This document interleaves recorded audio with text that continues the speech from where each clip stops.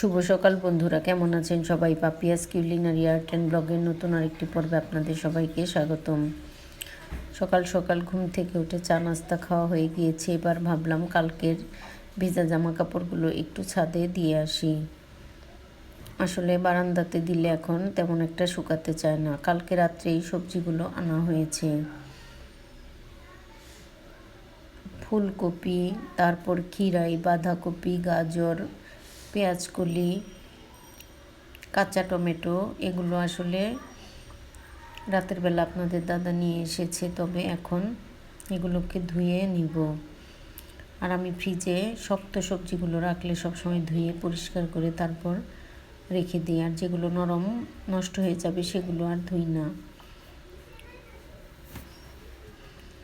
এবার খিরাইগুলো ধুয়ে ফেলেছি, আর কমলাও আনা হয়েছে, এগুলো একটা ঝুড়িতে রেখে দিলাম। আর কাঁচা টমেটো দিয়ে সালাদ খাওয়ার জন্য আর খিরাইগুলো দিয়েও সালাদ খাওয়ার জন্য আপনাদের দাদা নিয়ে এসেছে, তবে আমার কাছে কাঁচা টমেটোর সালাদ ভালো লাগে না।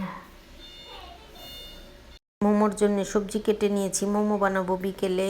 এখন একটু চিকেন রান্না করব খিচুড়ি, সবজি খিচুড়ি, আর সাথে আছে বেগুন ভাজা। আজকে দুপুরে এগুলোই খাওয়া দাওয়া হবে, আর এর সাথে সালাদটা বানাবো। এবার আমি প্রথমেই মোমো বানানোর জন্য পেঁয়াজ কুচিটা ভেজে নিচ্ছি, আর এর মধ্যে আমি আদা আর রসুন কুচিও দিয়ে দিয়েছি। এবার দিয়ে দিব মোমোর জন্য যে সবজিগুলো কেটে রেখেছিলাম, এই সবজিগুলো। এবার সবজিগুলো রান্না করে নেব। এর মধ্যে দিতে হবে নামানোর আগে সয়া সস আর গোলমরিচের গুঁড়ো দিয়ে দিব, আর খুব সামান্য হলুদ গুঁড়ো আর লবণ। এছাড়া আর অন্য কোনো কিছু আমি এই সবজিতে অ্যাড করব না। অনেক দিন মোমো বানানো হয় না, যার জন্য ভাবলাম বাচ্চাদের একটু শীতের সবজি দিয়ে মোমোটা বানিয়ে দিই, বাচ্চারা অনেক মজা করে খাবে। এবার মোমোর জন্য পুরটা আমার রেডি। এবার বসিয়ে দিব চিকেনটা, তারপর খিচুড়িটা গরম গরম রান্না করে কয়েক টুকরা বেগুনও ভেজে নেব। এবার চিকেন রান্না করছি, চিকেন রান্না হয়ে গেলে খিচুড়িটা রান্না করে নেব। আর চিকেনে দিয়েছি নতুন আলু, নতুন আলুগুলো খেতে আমার কাছে অনেক ভালো লাগে, তাই আমি চিকেনে আজকে দেশি এই নতুন আলুগুলো দিয়েছি। আসলে এই আলুগুলো আমার খুবই ভালো লাগে, সব তরকারিতেই এই নতুন আলু দিয়ে রান্না করলে আমি অনেক পছন্দ করি। এবার চিকেনগুলো দিয়ে দিলাম।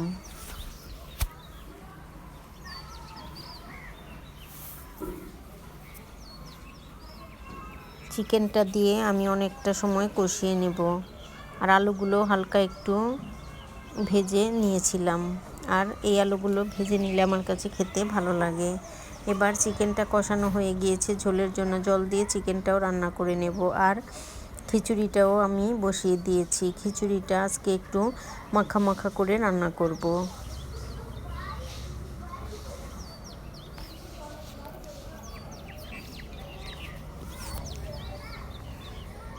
খিচুড়িটা রান্না প্রায়ই হয়ে গিয়েছে, আর গরম গরম বেগুন ভেজে দুপুরের খাওয়া দাওয়া করে নেব। তো বন্ধুরা, আমার আজকের এই ভিডিওটা কেমন লাগলো অবশ্যই জানাবেন।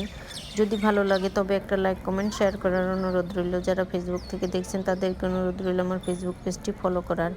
যারা ইউটিউব থেকে দেখছেন তাদেরকে অনুরোধ রইল আমার ইউটিউব চ্যানেলটি সাবস্ক্রাইব করার। ভিডিওটি দেখার জন্য সবাইকে অসংখ্য ধন্যবাদ। এবার একটু ধনেপাতা কুচিও আমি ছড়িয়ে দিয়েছি। খিচুড়ি রান্না হয়ে গিয়েছে, এবার বেগুন ভেজে নেব। শীতের দিনে এই বেগুনগুলো খেতে ভীষণ ভালো লাগে। এই বেগুনগুলো আসলে আমাদের ওখানে পাওয়া যায় না, তবে এই বেগুনগুলো সাভারে আসলে অনেক পাওয়া যায়। আর আমি যখন বাড়িতে গিয়েছিলাম তখন এই বেগুনগুলো আমি নিয়ে গিয়েছিলাম। আমাদের বাড়িতে সবাই এই বেগুন ভাজা খেতে ভীষণ পছন্দ করে, আর এই বেগুন ভাজা দিয়ে ভাত খেতে আমারও খুব ভালো লাগে।